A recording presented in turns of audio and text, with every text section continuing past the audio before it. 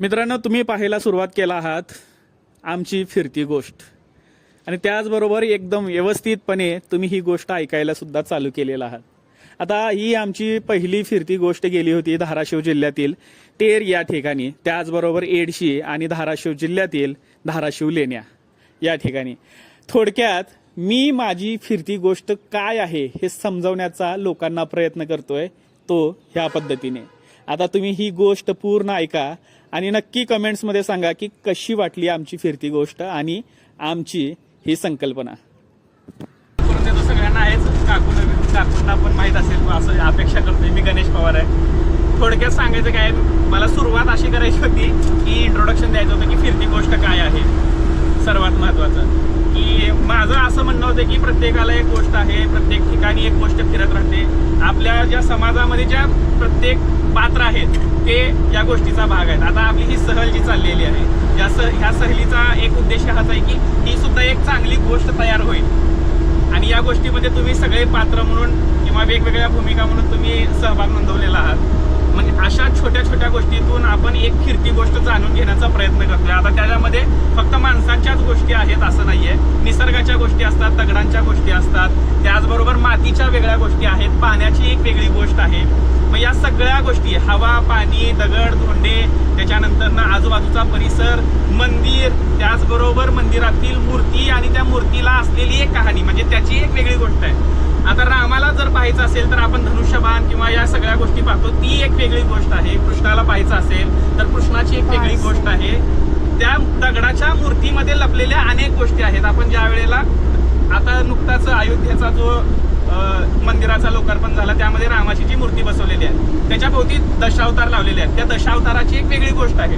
त्या दशावतारालाच का लावलेलं आहे ही एक वेगळी गोष्ट आहे. सोबतच दगडांना अनेक पात्र आहेत, दगडांची अनेक रूपं आहेत. या दगडांच्या अनेक रूपांना सुद्धा आपण या ट्रिपमध्ये आपण जाणून घेणार आहोत की दगड म्हणजे काय नेमकं. म्हणजे जिओलॉजिकल व्ह्यूने जर इतिहास समजून घ्यायला गेलो तर सगळ्या गोष्टी सोप्या होतील असं मला वाटतंय. कारण इतिहास हा भूगोलाशिवाय अपूर्ण आहे. जर राजकारण जर पाहायचं असेल, भूगोलाचा जर विचार केला तर भूगोलावरच इतिहास लिहिला गेलेला आहे की या राजाचा एवढा प्रांत होता, या राजाचा एवढा प्रांत होता, या राजाने या भौगोलिक भागामध्ये असं जुलमी अत्याचार केलाय किंवा विकास केलेला आहे किंवा चांगलं काम केलेलं आहे. हे सगळ्या गोष्टी भौगोलिक रचनेवरच डिपेंडंट आहेत आणि ह्या भूगोलाला दगडाची जेव्हा साथ लाभते त्यावेळेला हा इतिहास पूर्ण होतो असं मला वाटतंय. कारण ज्या वेळेला दगडांमध्ये त्या मूर्त्या कोरल्या गेल्या, दगडांमध्ये त्या गोष्टी सांगितल्या गेल्या, त्यावेळेलाच हा इतिहास आपल्या समोर ओपन झाला, म्हणजे उघडा झाला. आणि माझ्या मते असं आहे की दगड कधीच खोटं बोलत नाहीत. दगडांना तुम्ही एखादी गोष्ट सांगा, ती गोष्ट हजारो वर्ष आहे तशीच सांगतात, त्याच्यामध्ये कोणताच बदल होत नाही. आणि जर तुम्हाला ती गोष्ट बदलायची असेल, त्या दगडांना फोडून बदलायची असेल तर तो दगड स्वतःचा जीव देतो, म्हणजे तो दगड ढासळतो पूर्ण, पण ती गोष्ट बदलता येत नाही. मग ह्या छोट्या छोट्या गोष्टी, दगडांच्या गोष्टी असतील, मातीच्या असतील, हवेच्या असतील, पाण्याच्या असतील, त्याचबरोबर आपल्या भौगोलिक राजकारणाच्या गोष्टी, ज्याला आपण जिओ पॉलिटिक्स म्हणून आता चर्चेत घेतोय, जिओ पॉलिटिक्स म्हणून आपण चर्चेमध्ये घेतोय की या राज्यामध्ये, या देशामध्ये युद्ध चालू आहे. आपल्या देशामध्येच अनेक राज्य होते असं म्हणायला काही वावं ठरणार नाही. कारण मराठा इथं होते महाराष्ट्रात, तर वर गेलो तर मुघल होते, खाली आदिलशाही, निजामशाही, अशा अनेक सल्तनती होऊन गेल्या.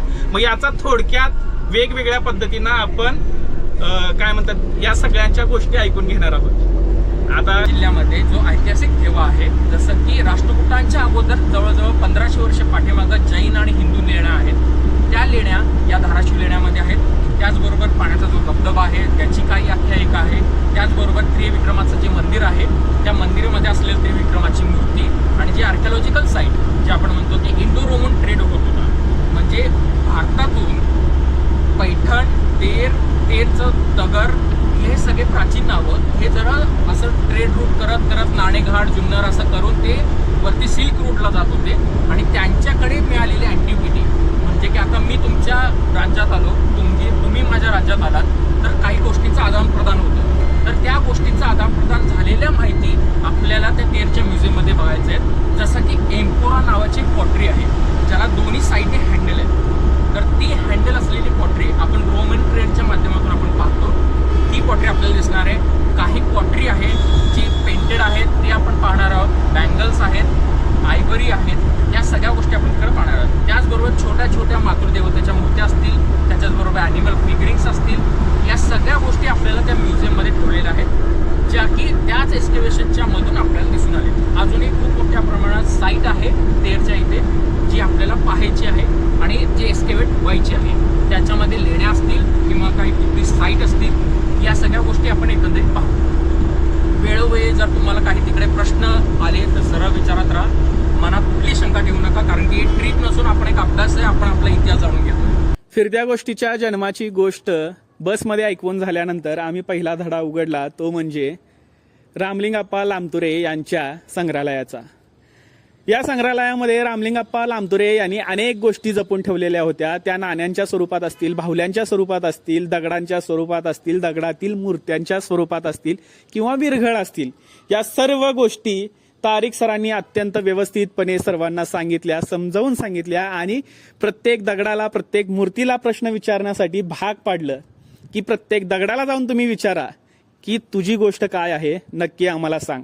आणि प्रत्येकाने अत्यंत उत्स्फूर्तपणे हा प्रश्न प्रत्येक दगडाला, प्रत्येक मूर्तीला, प्रत्येक नाणीला विचारला आणि उत्तरं मात्र प्रत्येकाला मिळाली ती तारिक सरांच्या मुखातून. त्या प्रत्येक मूर्तीची, प्रत्येक दगडाची गोष्ट तारिक सरांनी अत्यंत व्यवस्थितपणे सर्वांना सांगितली. मित्रांनो, इथे आपल्या पहिल्या फिरत्या गोष्टीचा शेवट होतोय. लवकरच आम्ही दुसरा भाग टाकू. त्यापूर्वी, व्हिडिओ संपवण्यापूर्वी एक गोष्ट सांगतोय. जर तुम्ही इथपर्यंत व्हिडिओ पाहिलाच आहात तर एक गोष्ट आवर्जून ध्यानात ठेवा. ज्या दिवशी तुम्ही फिरायला सुरुवात कराल त्यावेळेला अनेक प्रश्न तुम्हाला पडतील, पण ते प्रश्न तुम्ही त्या दगडांना विचारा, त्या मंदिरांना विचारा, त्या वरून पडणाऱ्या पाण्याला म्हणजेच धबधब्याला सुद्धा प्रश्न विचारा. आणि तिथे जे कारवी वगैरे तुम्ही म्हणताय, सोनकी वगैरे जे म्हणताय, त्या फुलांना सुद्धा प्रश्न विचारा की तुझ्या जन्माची गोष्ट काय आहे. त्यावेळेला तुम्हाला कळून येईल की आपल्या निसर्गामध्ये, आपल्या मंदिरांमध्ये, आपल्या दगडांमध्ये किती गोष्टी आहेत. आणि या गोष्टी समजून घेतल्यावर आपल्याला एक समाधान जे मिळेल ते समाधान शब्दात सांगण्यासारखं नाहीये. तुम्ही तो अनुभव ज्या दिवशी घ्याल त्यावेळेला तुम्हाला निसर्गाची ओढ लागेल. त्याचबरोबर सगळ्या गोष्टी ज्या वेळेला समजायला सुरुवात होतील त्यावेळेला तुमची क्युरिओसिटी, जिज्ञासा ज्याला म्हणतोय आपण, ती सुद्धा वाढेल. आणि लवकरच आम्ही दुसरी फिरती गोष्ट सुरू करतोय, बसव कल्याण येथे. तर स्टे ट्यून, आपली फिरती गोष्ट बसव कल्याण इकडे जाणार आहे.